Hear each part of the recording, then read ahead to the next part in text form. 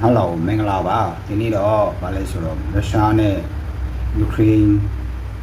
and now Europa with Jaga, see Rebecca Jaga, when Juya, when Jason Yaya, you, I don't ya, or no need a Shunia. So, Russia, young Ukraine, Tanya Yadwara, La Sure, Council never. BK Patonga, the Lord, the code to Yare, Russia, a young way, EU. ဘက်ကိုတို့က EU ပေါ်ပါမှာတင်ရှိထားတဲ့ရုရှားရဲ့အရာဝင်ကိုယူကရိန်းဘက်ကိုတိုက်ရိုက်လွှဲပြောင်းပေးလိုက်တယ်ဆိုတဲ့သတင်းကိုကျွန်တော်တို့တွေ့ရတယ်။ဒါအားလုံးတင်မှာပါ။နေရာကယူကရိန်းကတိုက်ရိုက်ရသွားလာလားဆိုတဲ့အကြောင်းအရာပေါ့။တကယ်တမ်းပဲတိုက်ရိုက်ရသွားလာလားဆိုတဲ့အကြောင်း။တကယ်တော့အခြေအနေကနည်းနည်းကွာပါတယ်။ကျွန်တော်တို့ကြားသိရတဲ့သတင်းချက်လက်နဲ့လက်တွေ့ချက်လက်ကနည်းနည်းလေးလက်တွေ့အဖြစ်အပျက်တွေကနည်းနည်းလေးကွာဟချက်ရှိပါတယ်။ EU ကရုရှားဗဟိုဘဏ်ရဲ့နိုင်ငံခြားအရာပိုင်ဆိုင်မှုတွေကိုတိုက်ရိုက်တင်းယူပြီးပေးလိုက်တာမဟုတ်ဘဲနဲ့ဥရောပမှာထိန်းချုပ်ထားတဲ့ရုရှားရဲ့အရာဝင်တွေကနေရရှိလာတဲ့အတိုးဝင်ငွေယူရို1.4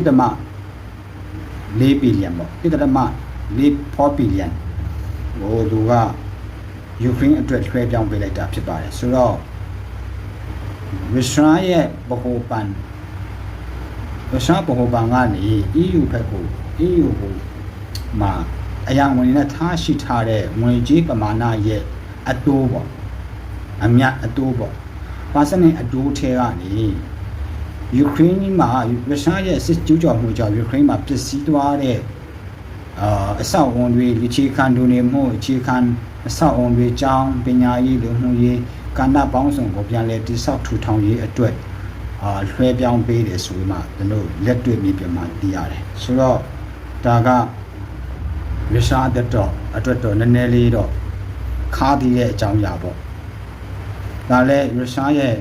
ကျူးကျော်မှုကလည်းသူ့ရဲ့ရလို့မှုနည်းနည်းကျူးကျော်လို့မှုတွေကလည်းအတွက်ကြောင့်သူပေးစားရတဲ့အကြောင်းအရာပေါ့နော်ဒီငွေတွေကိုစစ်ပွဲကြောင့်ပျက်စီးသွားတဲ့ယူကရိန်းရဲ့အခြေခံအဆောက်အအုံတွေနဲ့အများပြည်သူဆိုင်ရာပစ္စည်းတွေစီးပွားရေးနဲ့ပြန်လည်တည်ဆောက်ရေးလုပ်ငန်းတွေမှာပြန်လည်အသုံးချသွားမှာဖြစ်ပါတယ်။နောက်ပြီးဆောက်လုပ်ရေးစီမံကိန်းတွေအခြားသောစီမံကိန်း project တွေမှာအနာကပ်ယူကရိန်းပြန်လည်တည်ဆောက်ရေးကာလတွေမှာအသုံးချသွားဖို့အသုံးပြုသွားဖို့ဖြစ်ပါတယ်။ဒါကြောင့်ဝန်နဲ့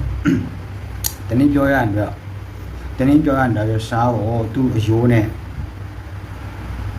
တုတ်ထိုးတာကိုလို့ပြောလို့ရပါတယ်။အယိုးနဲ့အရှိနဲ့သူ့ကိုပြန်ကြော်လိုက်တယ်လို့ဖြစ်နေတယ်။ဝါရှိနဲ့ဝတ်သားကိုပြန်ကြော်တယ်လို့မျိုးရုရှားရဲ့အရာမနဲ့သူလှုပ်ဆောင်ထားသူပေးကျူးကျော်ထားတဲ့အရာတွေကိုပြန်လည်ထူထောင်ပေးလိုက်တာဖြစ်ပါတယ်။ရုရှားအရာပိုင်းငွေတွေကိုထိန်းချုပ်ထားပြီးတဲ့ဒီငွေတွေကနေထွက်လာတဲ့အကျိုးအမြတ်ပေါ့အကျိုးအမြတ်တကယ်မူရင်းငွေသားမောင်းပိုင်းနဲ့ထွက်လာတဲ့သူအနံထားတဲ့အကျိုးအမြတ်တွေကနေယူကရိန်းဘက်ကိုပြန်လည်အသုံးချနေတာဖြစ်ပါတယ်။ဒါပေမဲ့ဒီလောက်ရကိုရုရှားဘက်ကတော့ပြင်းပြင်းထန်ထန်ကန့်ကွက်ထားတယ်ပြင်းပြင်းထန်ထန်ကိုဆုတ်ချထားတယ်ပြင်းပြင်းထန်ထန်ကိုဒီလောက်ရနဲ့ပတ်သက်ပြီးမှပြန်လဲတုံ့ပြန်သွားမယ်ဆိုမှရုရှားဘက်ကတော့ချင်းချောက်ထားတယ်ရုရှားကသူ့ရဲ့အယံပိုင်ဆိုင်မှုတွေနဲ့ဆက်ဆက်ပြီးအကျိုးမြတ်တွေကိုအသုံးပြုတာဟာနိုင်ငံတကာဥပဒေကိုချုပ်ဖောက်တယ်နိုင်ငံတကာဥပဒေနဲ့မညီဘူးဆိုမှကန့်ကွက်ထားပြီးပြန်လဲတုံ့ပြန်မှုတွေပြုလုပ်သွားမှဖြစ်ကြောင်းဆိုမှတတိပြီးတော့ခုဒီဖြစ်ပျက်တွေအခြေအနေကိုတော့ကျွန်တော်နှစ်ချုပ်ပြောရရင်တော့ရုရှားရဲ့အရင်နှင်းတက်ရဲ့ယူတာထက်ထိန်းချုပ်ထားတဲ့အယံတွေကနေရလာတဲ့အတိုးကိုယူကရိန်းအတွက်ပြန်လည်အသုံးချနေတာဖြစ်ပါတယ်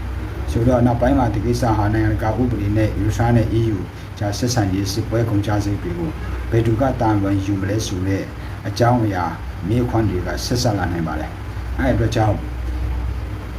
ရုရှားရဲ့အယောင်ဝင်ယူကရိန်းဘက်ကိုလွှဲပြောင်းပေးလိုက်တာက